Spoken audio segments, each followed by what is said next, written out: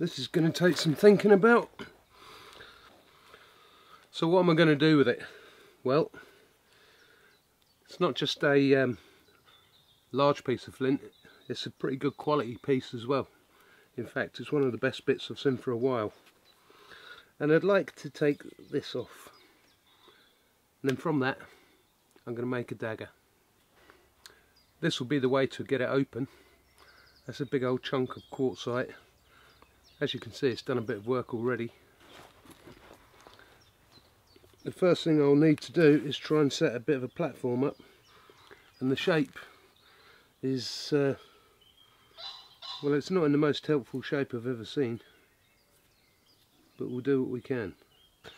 So I'm going to hit this right here to start off with. Okay.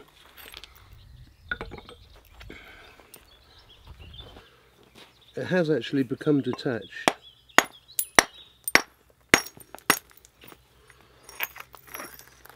Alright. This is a good bit of stone, we'll keep that. That can go to the floor. But what that's done for me is it's allowed me to get here. It's not the best platform in the world because it doesn't aim in that direction, it sort of aims in that direction.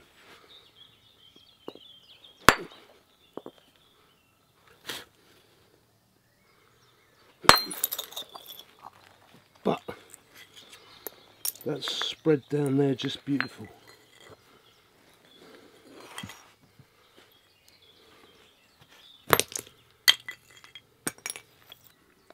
That's turned into a pretty good situation.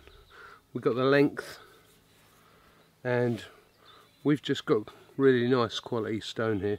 The grey bit in the middle, I'm not worried about that. It's nice and smooth and it could add something nice to the dagger as we go forward.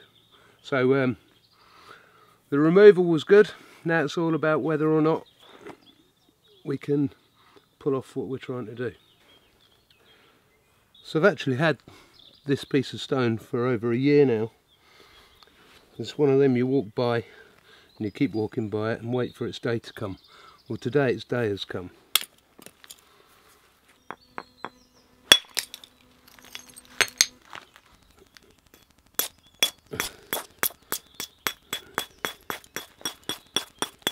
Just address this platform.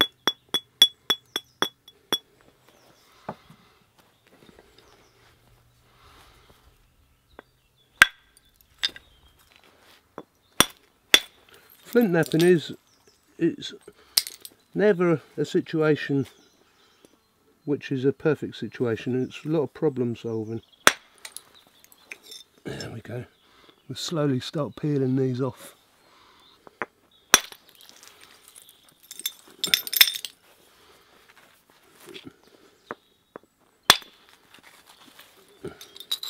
That's a nice blade, look.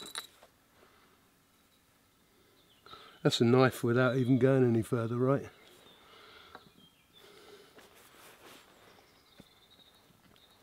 So I keep changing stones. This one is nice and smooth, hasn't done any work, so that's really good for taking flakes off internally. And this one is quite granular, so that's really good for when I want to start a braiding like this.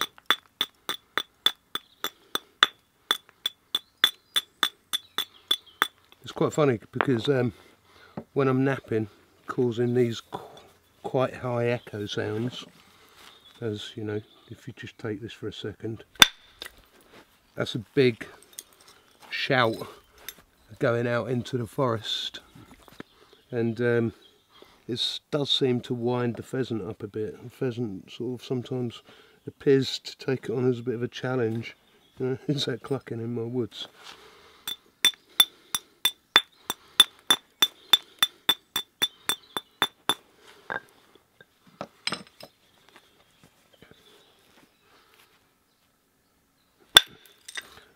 And as I mentioned, I've walked by this rock for a couple of years, so I've got a couple of years worth of motions kind of already wound into this rock that I wanted to do it right. So this area here, we'll just build a little platform so we can come across the back here. Because the flake came off quite well right in the first place, that means there's less problems to solve, and it's all down to good quality knapping really. Good platforms, powerful impacts to make sure that every time you send a message out there that the message actually gets to where it was intended.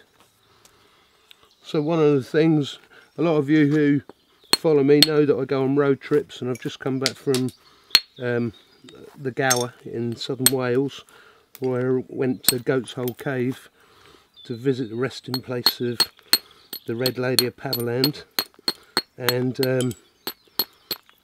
that film's now in my playlist on YouTube, which is Will's Prehistoric Road Trips. Kind of risked life and limb. This might look dangerous, but that was a hell of a lot more dangerous in my opinion. Right, this is going to be a nice flake. I'm looking forward to this flake. Cool. See what I'm up to here is just building up the intention. Get out there. Now that's a beaut. I always said that would be a beauty. Look at that. We'll keep that.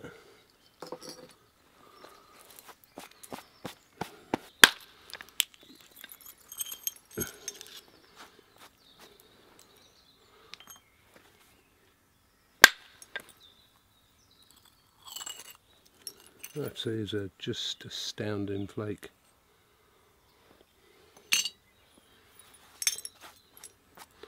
So there's going to be many tools that run on from this.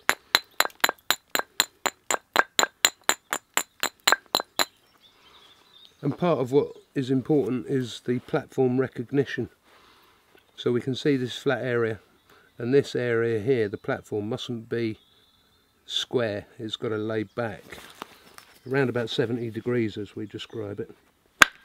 Oi.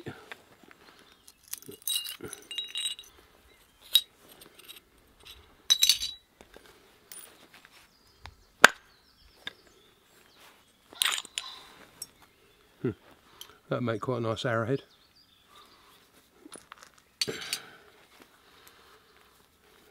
Right.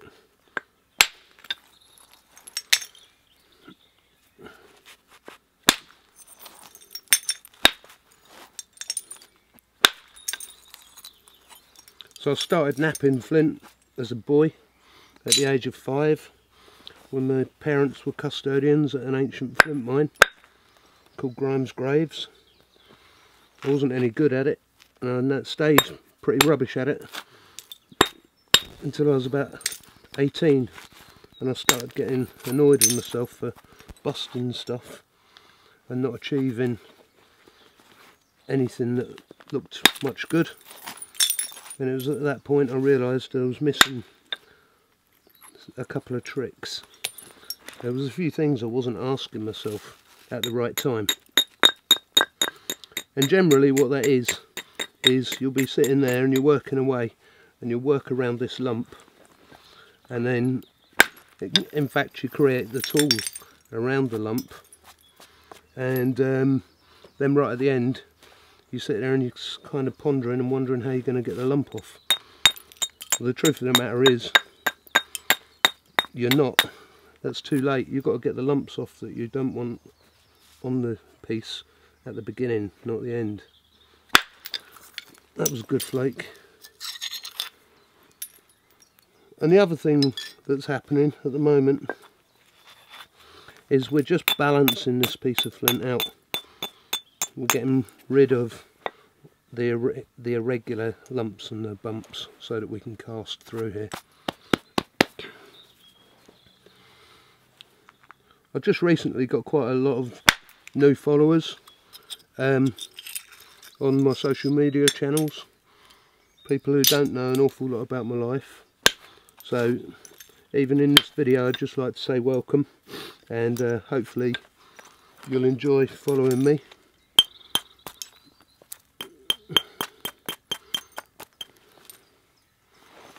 And if you choose to, there's ways you can reward me as well. You can, on Facebook, you can give me stars, or you can do things like power thanks on YouTube and stuff like that. It's all kind of helpful, you know. Means I'm getting paid.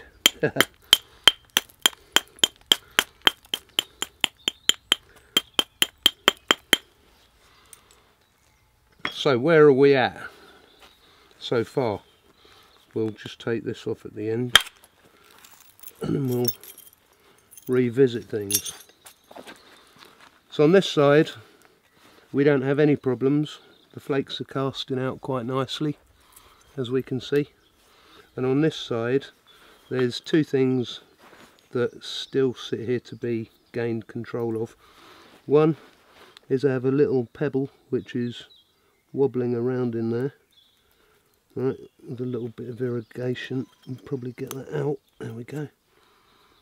That's another little thread of flint worming its way through. I don't think that that's a problem, it just means we're going to take this piece of flint back a bit. But primarily it's this big lump here, and that's something that I need to deal with now.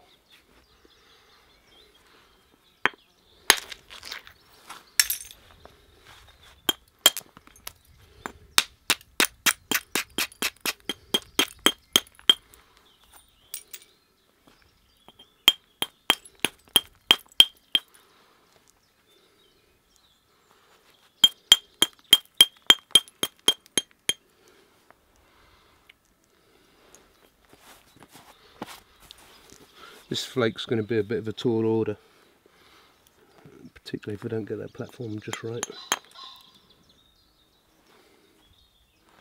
I don't think I'm going to get the full flake off, but I'm going to give it a go anyway.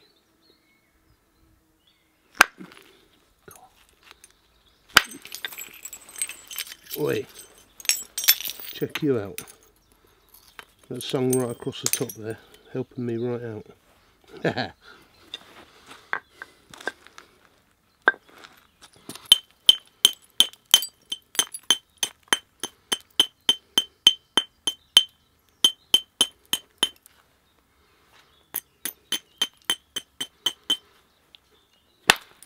Oh yeah, get in there.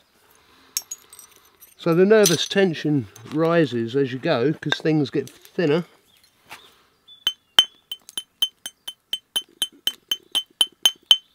It doesn't get easier because you get lumps off, it gets worse because it's getting thinner. And as you can see, the song of the stone that's being sung is getting louder.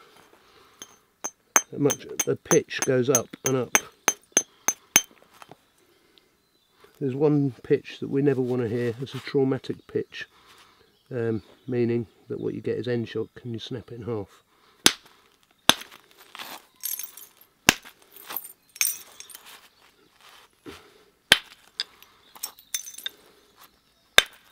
And anyone who's seen my videos before knows that that happens to me as well as anybody else that ever has a go at this craft, because there's a lot of involvement of skill, but there's definitely a bit of involvement of luck as well. You know, I'm whacking a rock which is 100 million years old. I'm whacking a flint stone that was formed on the bottom of the sea from ancient coral reefs. What the hell could go wrong? And I'm whacking it like a hell-bent loony.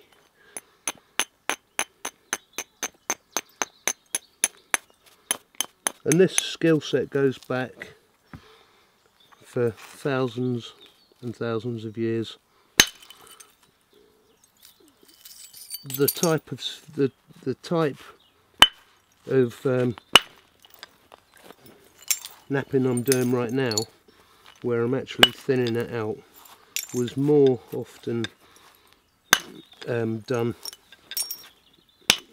at the end of the Stone Age, making these, they call them chalcolithic daggers, daggers that were made in the Copper Age. However, it does go back further than that. It goes back to something called the Solutrean period, which was a time in France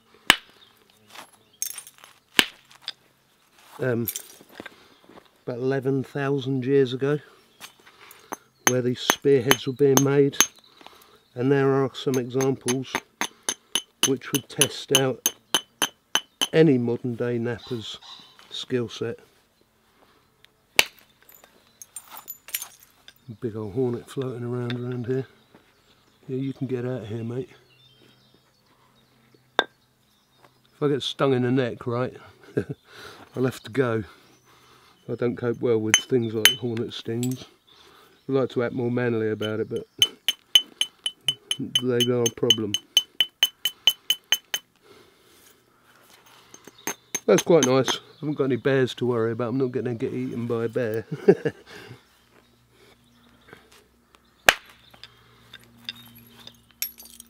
This is going good. We're slowly cutting our way through these problems.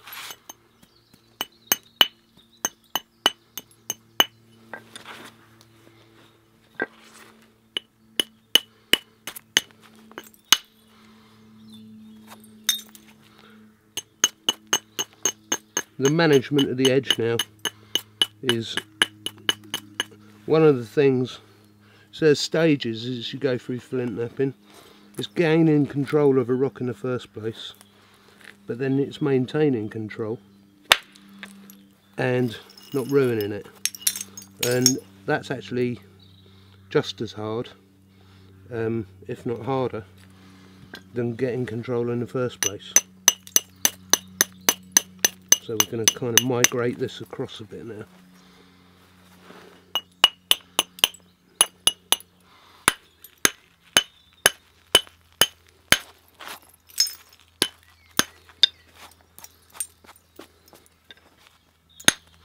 And a lot of people worry about me in terms of saying you should be wearing gloves, you should be wearing glasses.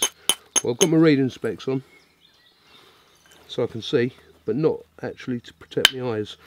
The flint knapper doesn't really get bits in his face because everything's cast away from him. And in terms of your hands, well, it's about a bit of care.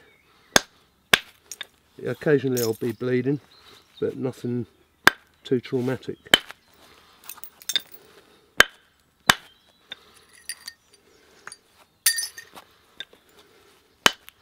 But it is quite funny. I think my biggest injury with flint was the first time I ever picked it up as a kid, and I slung it and it ripped my hand wide open. And my dad, being a flint knapper, the first time he ever met a bit of flint, he was on a building site and he had a lump hammer, and he hit it with a lump hammer, and a shard of flint came off of the lump, a shard of metal came off the lump hammer, travelled right through his eye, split his iris right in half, and so it wasn't even the flint that got him, it was a chunk of the metal. So be warned, metal is not really the best thing in the world to be hitting flint with. It's a bit like smashing two hammers together, which you'd always be advised not to do. So that's still giving me trouble, but it's not unresolvable.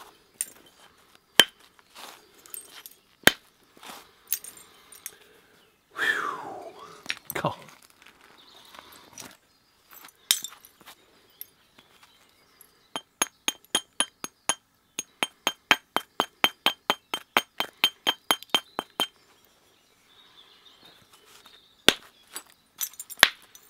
All I'm doing at the moment is just moving myself over.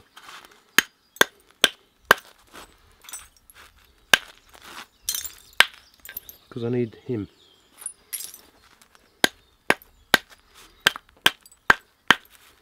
And in some respects I'm adding a new problem into myself, because it's going to make this a little bit thin, and after part of the question is don't make it thin too early. but I know that I've got to hit that quite hard, and I don't want to hit it quite so hard, quite so late in the game, so my decision is to have a go at it now. And where I've just been doing that, it does not look like a suitable platform yet. And because of the unwieldiness of the top here, it's very hard to construct a platform, so it's a bit of a situation where I've got to take a chance or two. So let's take a chance right now.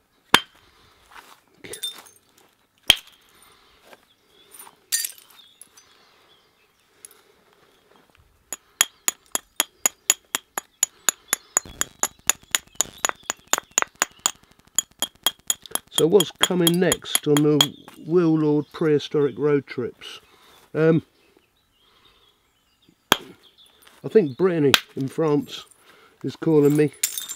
There's an ancient chamber I want to get in called Gabrinis. Oi, get in there. We're through it. We took that out and I have another little bit to go here. And in July I'm planning on going to Italy, I believe. I want to get up the mountain to where Otzi the Iceman came from, or was killed.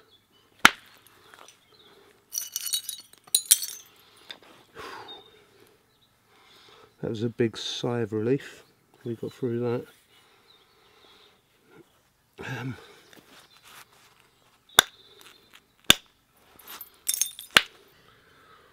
Well, I guess that's stage one of it in the bag. We're roughing it out. Things are going okay. Jelly in the belly a little bit because you could snap it at any time. But if you've got the patience, which by now you would have demonstrated that you have, and you want to press on a little further, we shall see what we can do.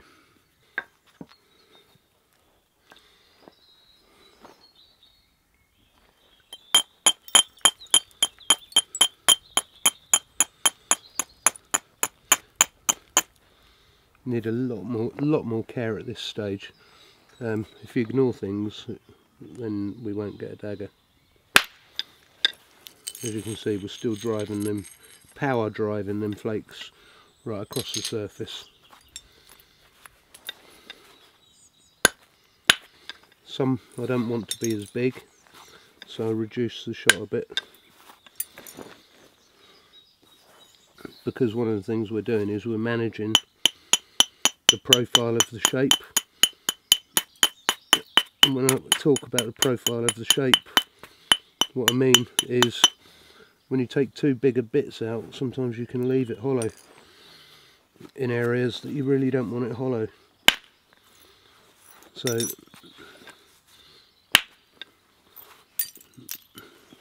there's some management to the removals.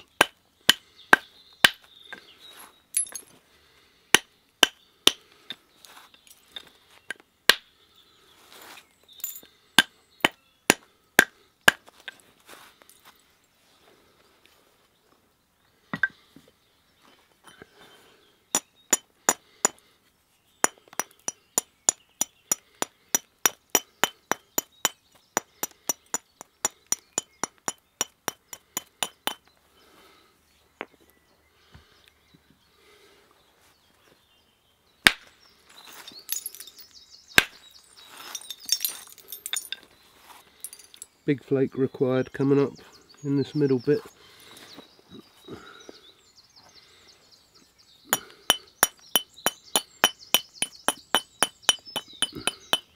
There's a reasonable chance that it won't make its journey.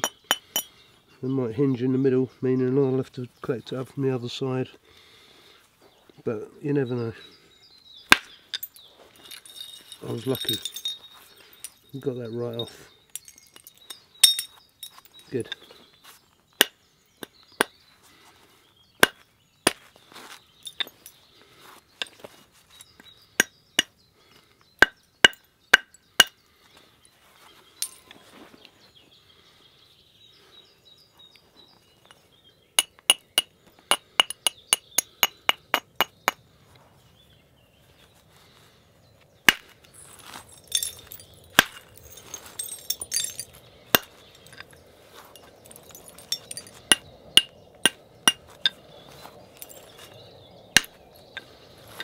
So we've just done a full flake run through here and governing by where the edge is set, because we set it up to take them flakes. This is now flat and empty, and this is the side with the curve on. So what that means next is we reset this edge to take the flakes off of this side, which, believe it or not, is where you see repetition coming into flint knapping.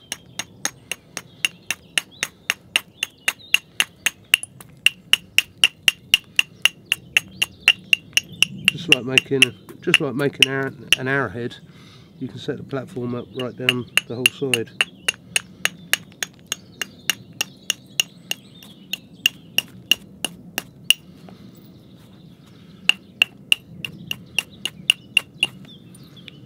And by shifting that, we've refilled this area.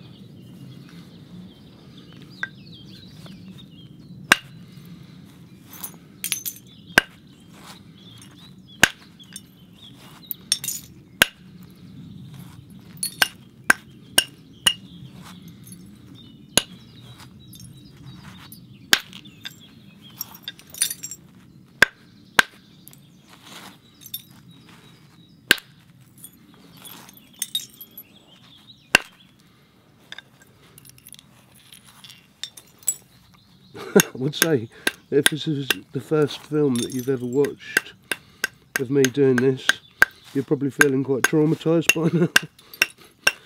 I can only give you my apologies for that.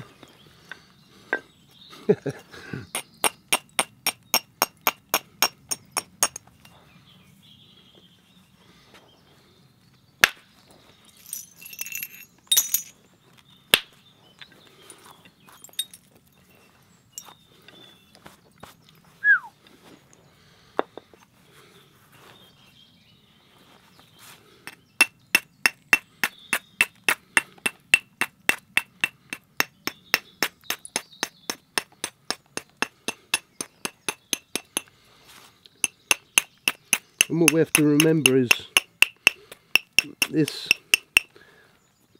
is a moment in your life where you're watching somebody from the future napping. On this occasion, me, Will Lord. But I'm interested in reminding you that you're watching a skill set which belongs to a group of highly skilled individuals from many thousands of years ago.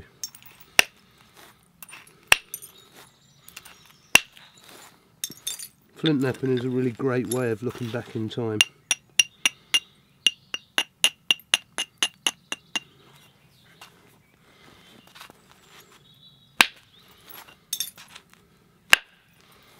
Amazing, isn't it? In the 21st century, you're sitting there watching a skill that belongs in the hands of people from thousands of years ago.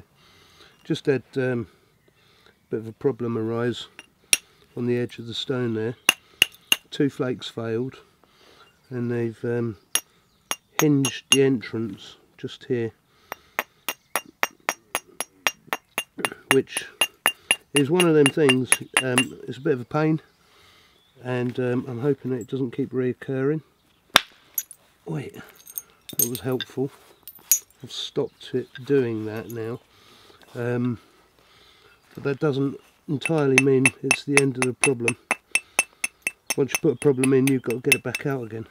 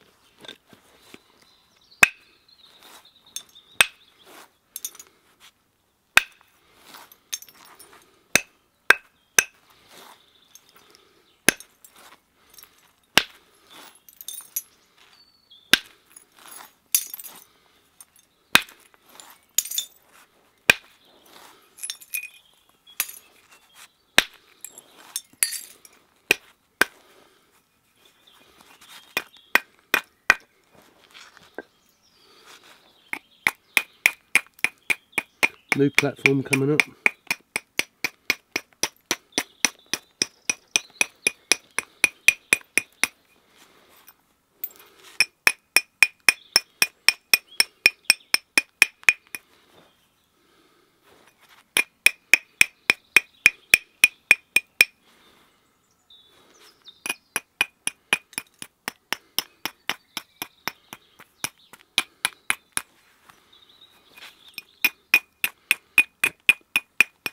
With an opportunity of rectifying the issue, the problem I created.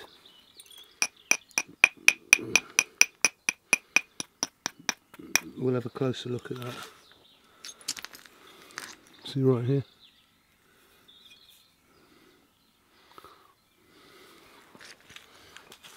Well, we'll see.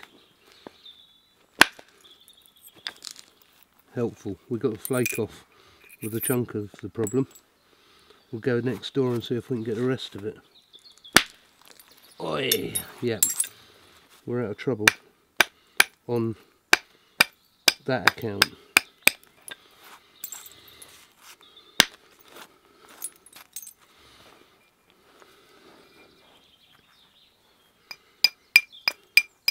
It's things like that that can become giant problems. They don't just always stay little. You know, if it goes wrong a second time, then you've got double the problem.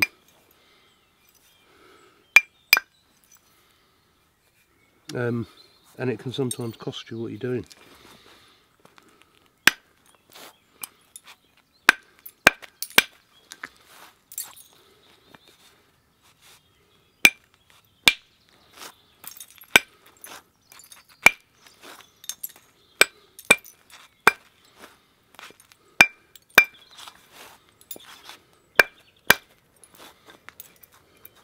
As you can see, that little area is behaving a little different to the rest of the flint. It's not totally unworkable, but it has a difference.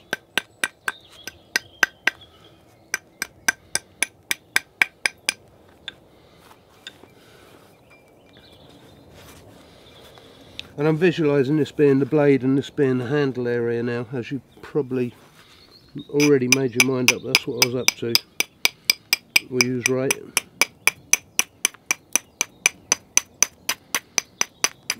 I'm putting some final controls into this now.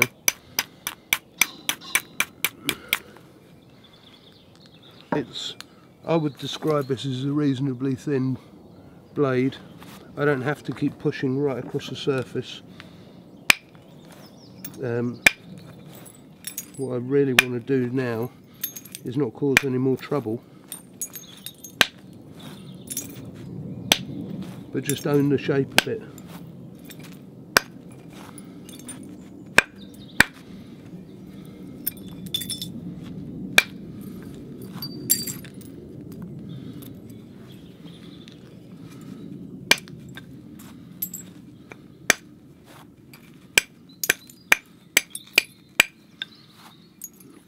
And there is a question that comes up, and the question that comes up frequently is, if it's that fragile, is it any good? Well, you're not going to be chopping logs with it, you're going to be cutting flesh and things like that. So the answer is, yeah, it's very good. However, it's never going to be as sharp as that. This is much more usable. So this was a tool that was actually created as much as to make a knife, for somebody to present that they had a skill set. It was technically unnecessary.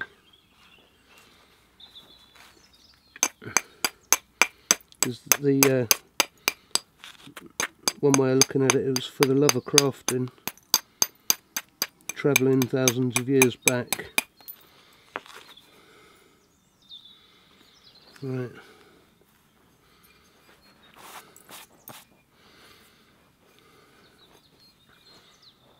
I'm going to change down a gear on a soft hammer now. I've been using this one. I'm going to go down a bit. This has got a slightly nicer shape. and hopefully it will help me to maintain the control I'm looking for.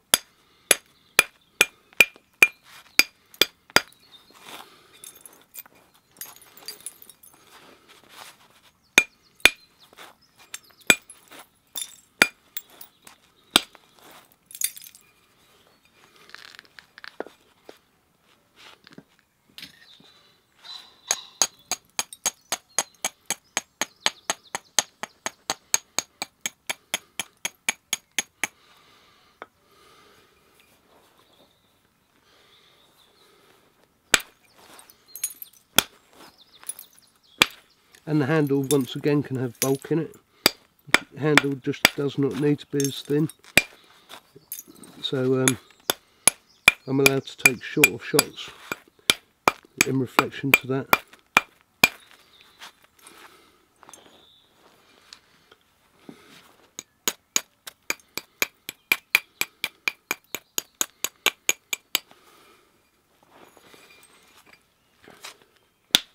So normally, to make such a thing and make it watchable, you'd edit a lot of the content out. This is completely unedited. It's the journey from the beginning, getting the whole thing.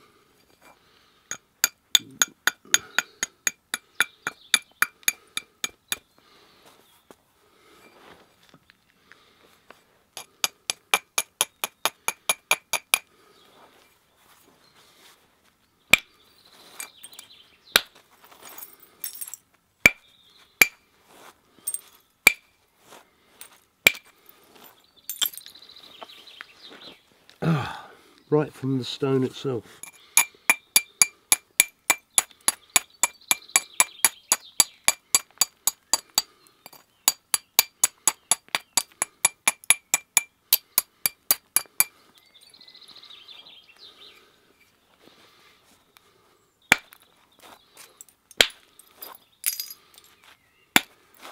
When you think about the fact, one of the things I mentioned is the amount of time I've had this stone, how long I've walked by it,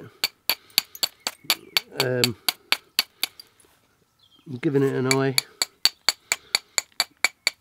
It kind of tells you that I'm not doing this 7 days a week. I'm doing this, I might be napping almost 7 days a week, but putting this level of attention into the construction of a dagger maybe not so.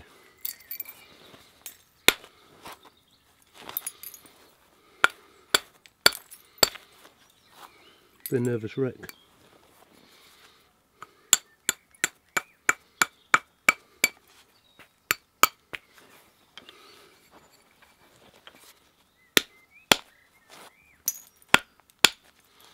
We have a little cluster here, which we could deal with a slightly different way. What we can do is we can clamp that, put a post on it there, the pressure flaking tool, and try and get rid of some of that, and once again maybe be able to pick that up from the other side.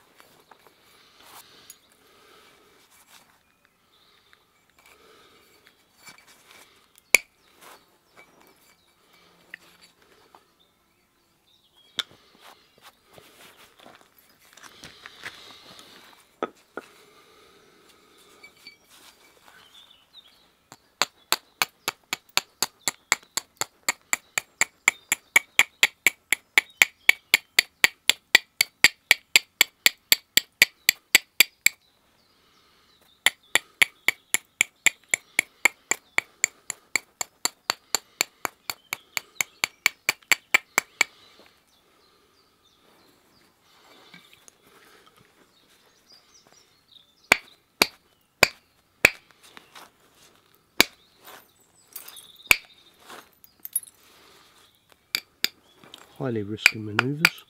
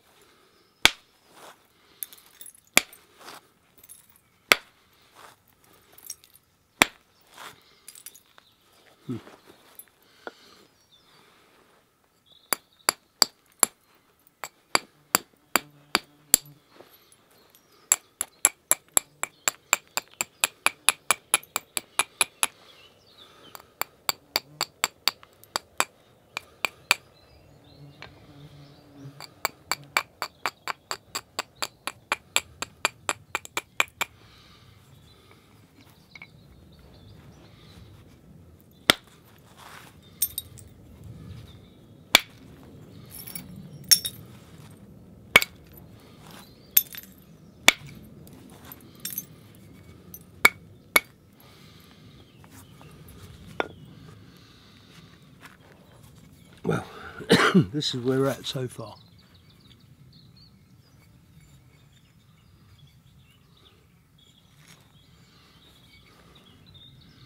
There's a little bit of awkwardness just here, so what I'm going to do is get in there and pressure flake some of that weird shape out of that.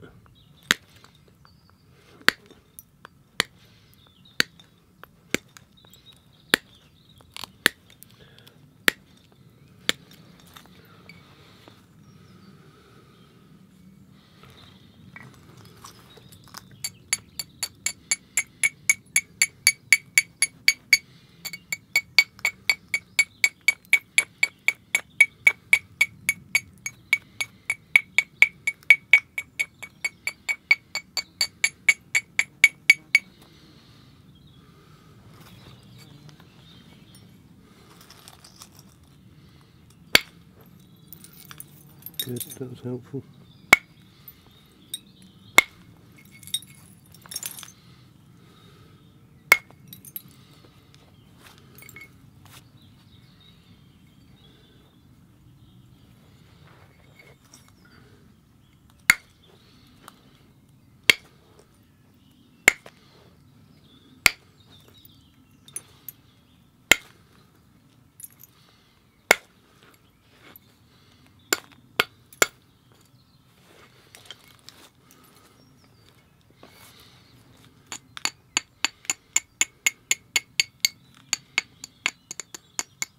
So this is the nervy bit really, isn't it?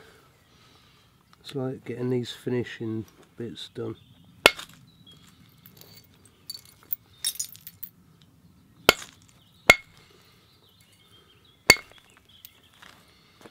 Bit there that was giving me trouble.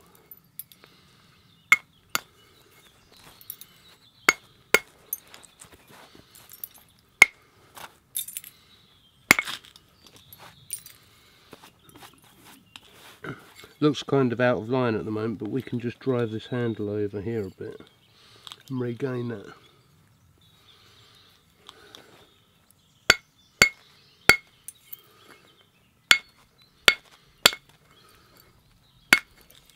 Ouch. First blood.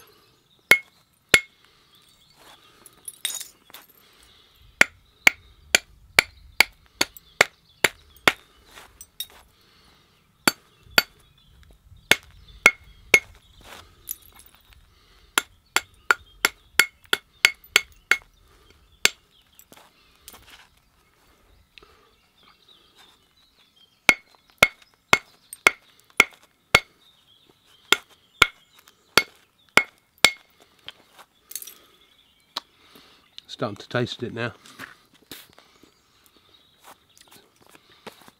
It's not a big bleed, it's just sharp material.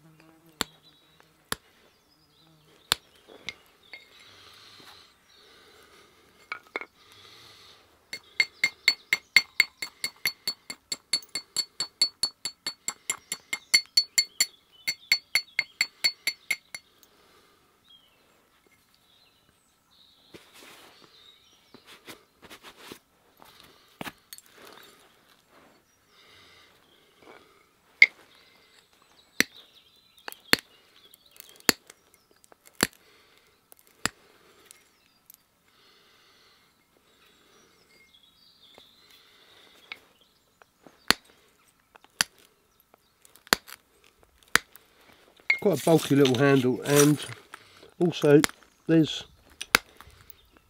some of the flakes that I wanted off didn't travel so well. But what I'm already feeling with this is that it would be nice if what would look really good on this, if we manage to achieve it, which we might not yet, is that I bind this area with nettles made into 2-ply cordage and get that looking pretty smart. Right, so after some considerable time later, the dagger is finished, and I decided to put nettle cordage binding on the handle and then coat it in a light layer of pine resin pitch, so the dagger feels good. And after that I went on to make the sheath for it. Currently this is what we're looking at. This is silver birch from Russia. The binding that's coming across here is made out of the sinew from the back of a red deer, and it's then kind of braced together with buckskin lining. And I could leave it just like that and be happy, but what I'd really like, and this is where things get tricky, is I'd like to coat this in pine pitch, and if I can get that thin enough, then that's going to give it a really pleasant look. The only trouble is, if this gets too hot for too long, then the silver birch is going to try and shrink and roll and crush itself. So the smoking fire that I have next to me is the pitch as hot as I dare get it. It's bubbling away, and I'm going to see how I get on with putting a coating on that. That was a journey, and I decide normally not to put all the journey in there, because what you find is it's too much for people, time's precious, and so people won't watch. But if you have watched the whole thing up till now, then brilliant, and hope you enjoyed it. So we'll take the knife out of there, pop that there, and see what happens.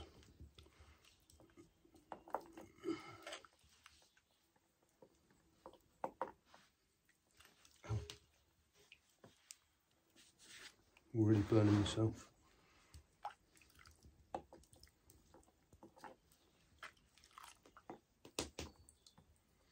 It's hard to get it around everywhere where you want it.